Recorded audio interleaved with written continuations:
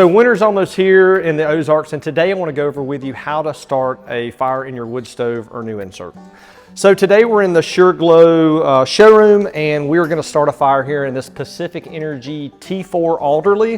This is a really pretty stove, very popular stove. We've actually already started a fire in this stove several times. We've burned it already this year. One thing to remember if you've got a new stove or a new insert, starting a fire is going to be the same way in either one. One thing to remember with a new pipe and a new stove, there's kind of, factory oils and stuff on the pipe or maybe on the stove. So you might see a little bit of smoke once you kind of have the first or second fire. Maybe it kind of looks like almost steam coming off of it. That's totally okay. You know, obviously if you have black smoke billowing out somewhere, that's not okay. Check with whoever installed it. So today what I want to do is try to make this as simple as possible. And what I want to do is kind of break this down in steps. The first step is being fuel. I have in my hand just a small little moisture meter here, which you can pick up on Amazon, you know, very inexpensively. With your fuel, you want to make sure you're burning seasoned firewood. And when I say seasoned, typically what we're looking for is less than a 20% moisture content, depending on what part of the country you're in. You know, red oak is really popular here, maybe white oak in other parts of the country. It could be Douglas fir, you know. So what we recommend though is making sure whatever you're burning doesn't have too high of a moisture content. And another thing to remember too, as you burn your stove, you're wanting to burn the stove hot as much as possible. That's going to keep the creosote level down. We don't want creosote accumulating in the pipes, and burning a hot fire will help remedy that. So first thing what I want to do is we want to think about the second step. So first is our having the proper fuel. Second is we want to think about airflow. The first thing I've done is I have the lever here on this Pacific Energy, which is what I love about them. It's so simple to operate. You slide the lever all the way to the left for high or to start, and what that's going to do is get it maximum air. Also too, depending on your house, every stove's a little bit different, has its own personality depending on how tight your house is, meaning if you have a new construction, maybe you have spray foam in there, then you might even have to crack a door or a window. Maybe you even need a fresh air kit, which is another pipe that runs outside that makes sure it can get fresh air from the outside. We really don't have to worry about that here, but a lot of times I recommend when we're starting the fire for the first little bit to leave the door cracked. You might find in your house you don't have to do that as long, or maybe you even need to leave it cracked for longer. We'll get into that more in just a second. So what I like to do is when I'm starting a fire, we've got our seasoned firewood here. I'm thinking about airflow, and again, this is the orientation, how the logs are going to every stove is a little different. Sometimes it's north-south, sometimes it's east-west. On this particular stove, we're doing it north-south. And what I'm gonna do is I'm gonna position these two logs. These are decent sized logs.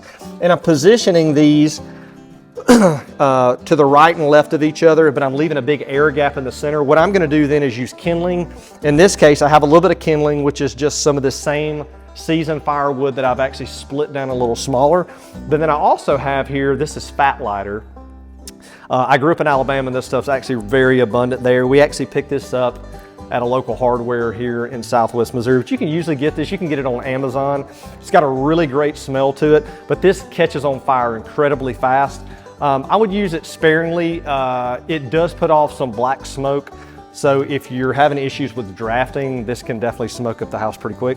So what I like to do is I'm gonna catch this, I'll take my match, I'm gonna light this, and then I'm gonna position this in between the two logs. And then what I'm gonna do is take some of the larger pieces, bigger than this, set on top, and then we'll get the airflow going, and we will get this fire going. And I'm gonna see if I can light this match on the stove here, old school.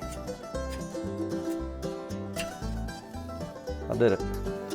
Okay, so with this, I'm holding the lighter inside. You see how fast it starts there. And I'm just gonna give it a second. I'm gonna make sure it catches really good until the match gets kind of closer to my finger.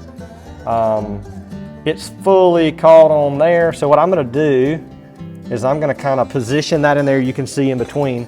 Now just for demonstration purposes today, to speed the process up, I'm actually gonna use two pieces. I usually only use one. So what I'm gonna do is I'm gonna light this other piece here, and then I'm gonna lay it across there. Then the next thing what I can do here is I can position, fell down there. So as I get the fat lighter kind of really catching there, what I wanna do is kind of grab a couple other small pieces, And then what I can do is slowly position those on top. Right now I've got 2 pieces of the fat lighter in there. It's actually smoking a little bit more than normal. I usually only use 1 piece, but for the sake of the video, I want to make sure we got it going pretty quick here. So what I'm going to do is I'm going to open this up, and then I'm going to position some of my smaller pieces directly over those flames. I'm going to shut the door just a little bit there, and I'm going to grab another smaller piece. The biggest thing we're looking for as we do this is we want to make sure there's plenty of airflow. You know, if you're outside, a lot of times, like as a Boy Scout, I was taught, you know, you start with pieces, you start with tinder, which could be, you know, really dry leaves or yarn or cotton or something like that. Then you go to pieces of wood as big as your pinky, then maybe your index finger, and then maybe as big as an axe handle, if you will. So you see the progression, you're slowly adding those pieces on. If you have seasoned wood in your house, you shouldn't necessarily have to do that. But again, there's 100 ways we can do this. I'm just showing you one of the faster ways that I do it. Again, you're starting to see a lot of smoke here from the fat lighter. I've got this cracked here. As the flue heats up, it will start to draft better. And I'm gonna stick another piece of wood directly on top of that there. And again, the way I've got this fashioned right now, if you've noticed in the fire starting to catch more, we're really looking for airflow. We want to make sure all the air can get through there. Oxygen obviously is needed for the fire. We have fuel, we have oxygen, we already have a spark from the matches, so we've got that burning now.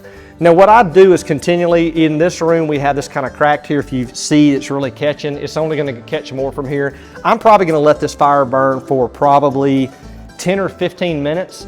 And as it really catches well, then what I'll do is I'll take another piece of wood and set it on the top, and I'll probably won't actually completely shut the door and lock it down, probably for another 30 minutes, just to make sure I'm getting maximum airflow until the fire really catches. So again, you can use the same technique on your wood stove at home or in an insert or even in an open fireplace. I hope this was helpful.